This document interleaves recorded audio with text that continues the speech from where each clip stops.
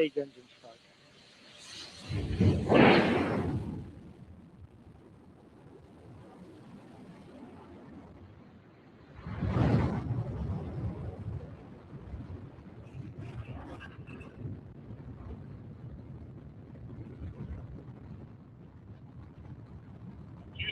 Integrity, good roll pitch. Good morning, all. Well, that didn't work the way I expected it to. I thought we were going to get a rocket taking off, but all we got was the black screen. So, welcome to the show. And, yeah, basically, we are here today a little bit later than normal due to the fact that we had a, I don't know, some rocket taking off.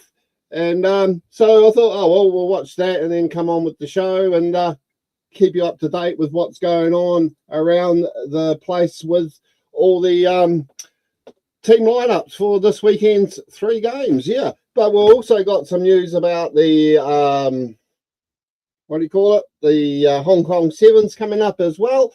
So, yeah, it will be a quick show today. But otherwise, what we do have to say is thank you, Foursquare Franz Joseph, for sponsoring the show.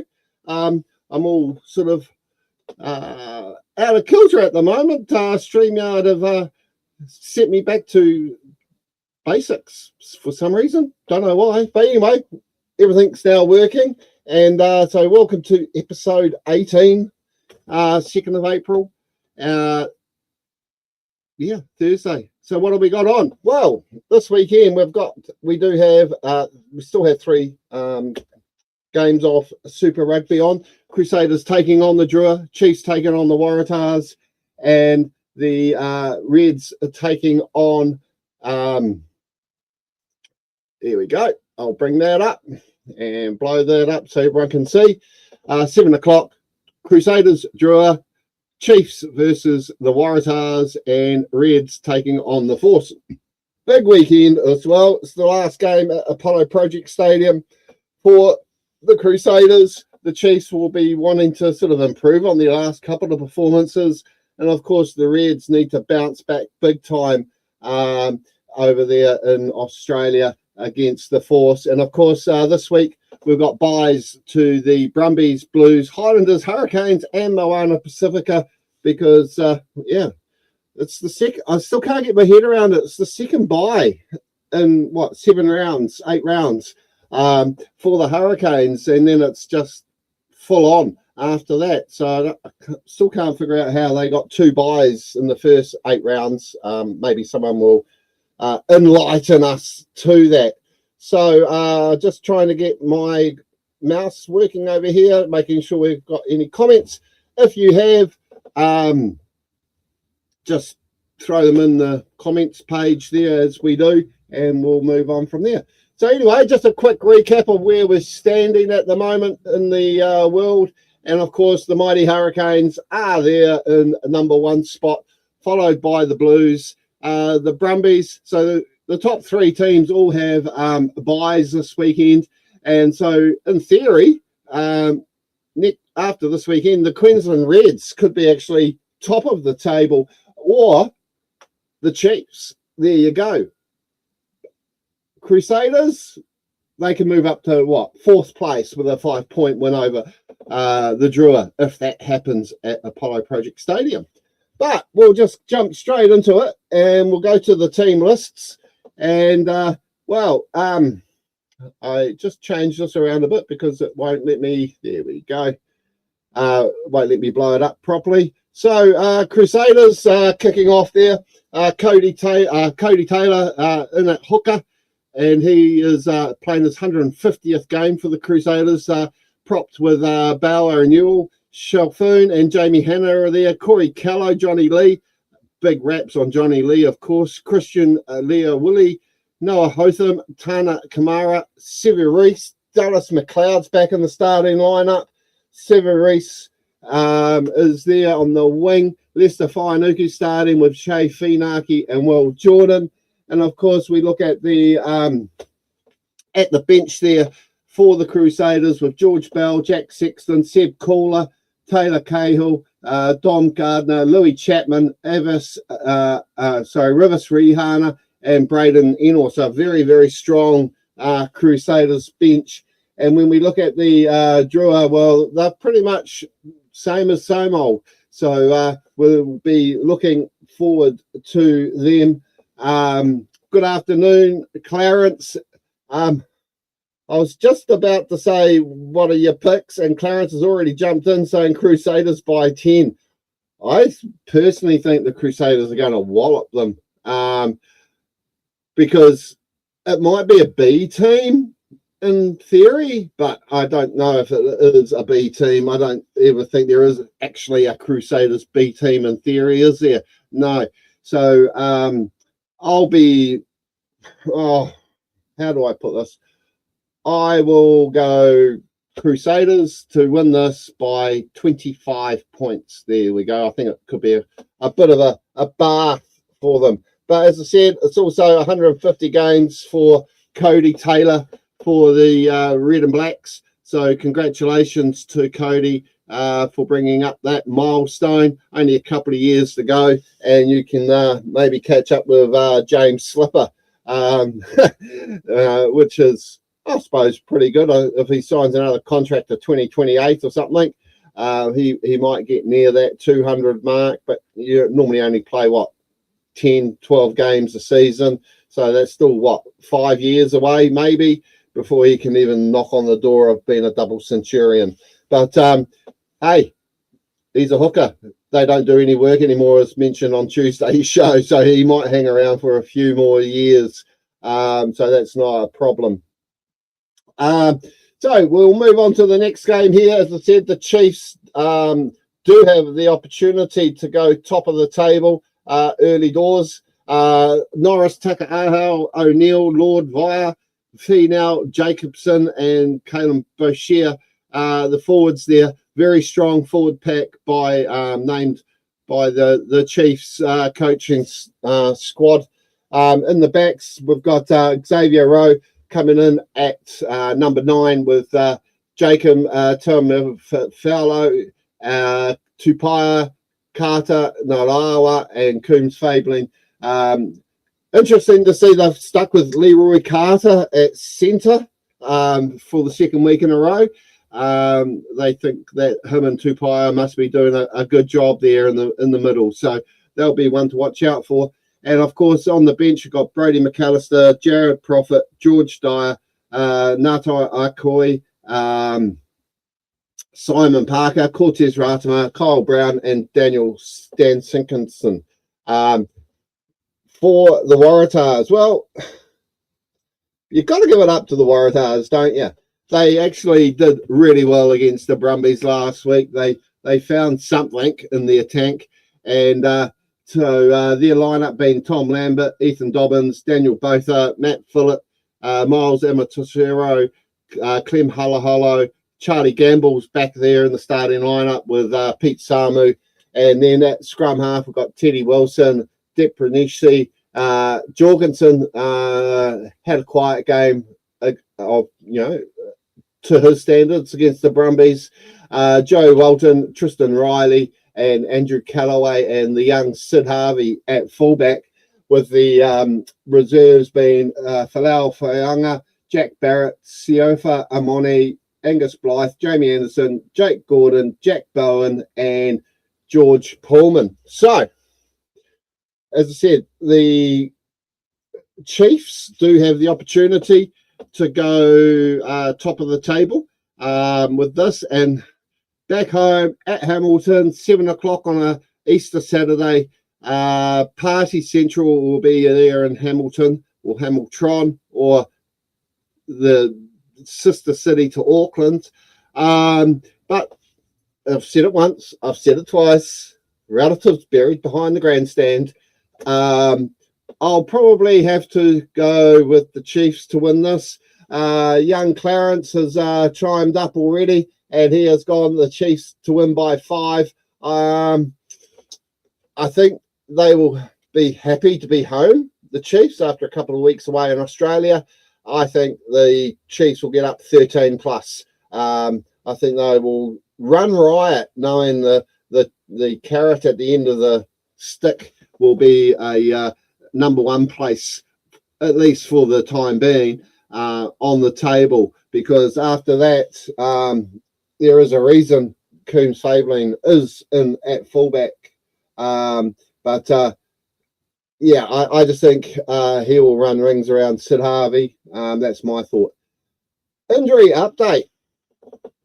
JRK is out for 6 weeks after doing his ankle against Moana Pacifica. Now, you've got to ask, what do the Highlanders have to do? They've lost Dylan Pledger, they've lost Fabian Holland, they've lost JRK.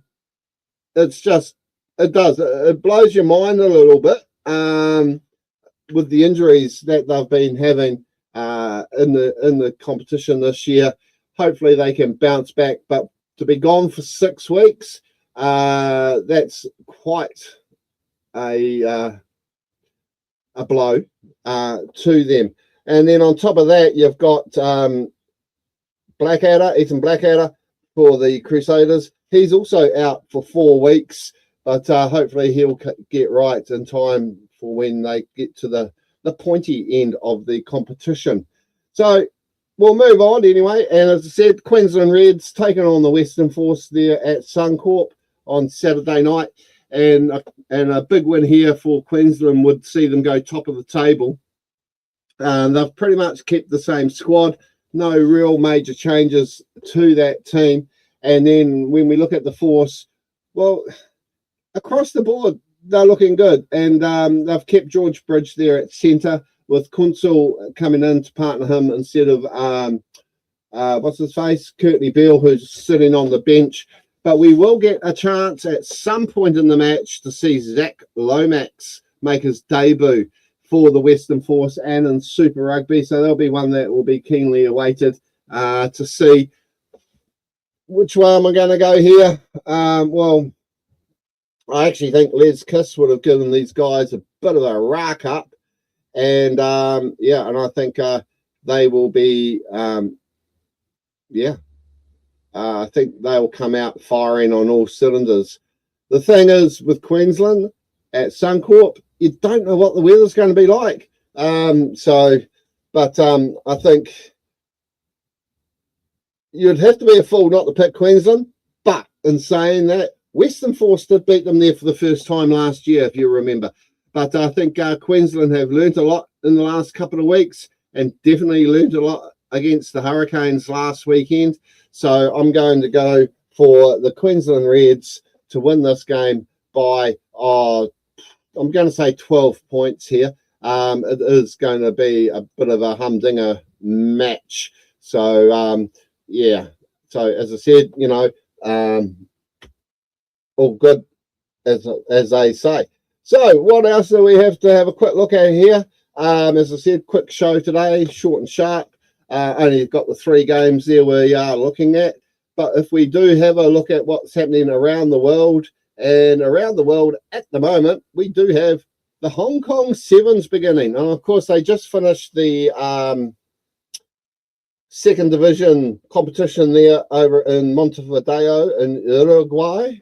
And teams in the men's competition that have qualified there were Germany, USA, Kenya, and Uruguay. They will join the other 8 teams there to give us 3 pools for Hong Kong.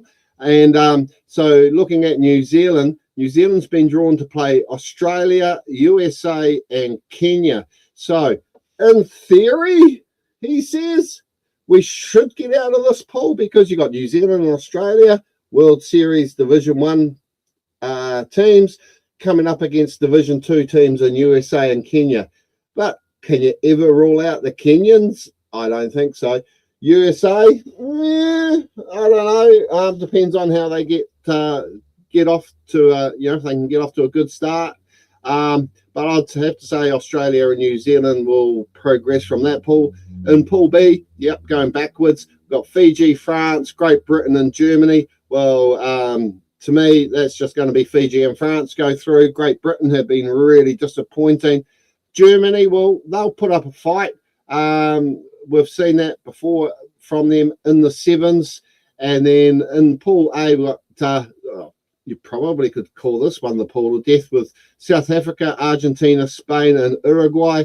Can Uruguay do an upset here, or will Argentina be too strong? I think that's the pool to really watch in the men's competition. If we flick over to the ladies, New Zealand, well, they've been drawn to play Fiji, Japan, and Brazil. Japan have been going good, let's just say it. And in the Pool B, we've got Australia, Canada, Great Britain, and South Africa. South Africa, one of the qualifiers from, what do you call it? Montevideo, along with Brazil. And then in Pool C, we've got USA, France, Argentina, and Spain. Again, Argentina and Spain qualified from that competition in Uruguay last weekend. So New Zealand against Fiji, Japan, and Brazil. Well, New Zealand should get through that quite comfortably. So we have to look at who might come second. And I might have to lean towards Brazil. There you go. There's an upset for you. Because they do play great sevens rugby, and the girls from Brazil, well, they're pretty classy. In Pool B, you got Australia, Canada, Great Britain, and South Africa.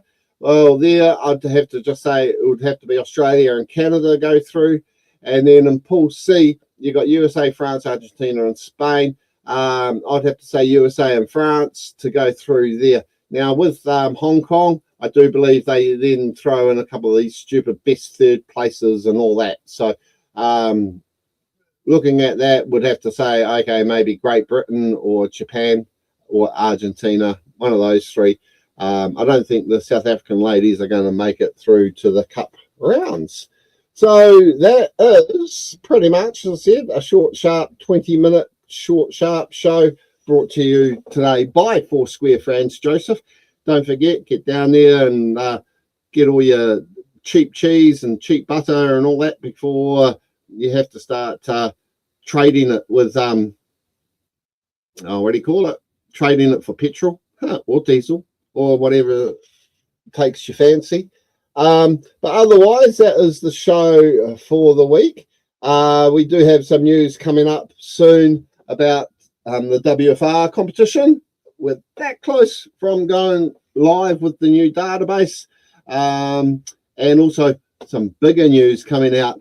Huge news that I was privy to yesterday around the gaming sector. That's all I can say.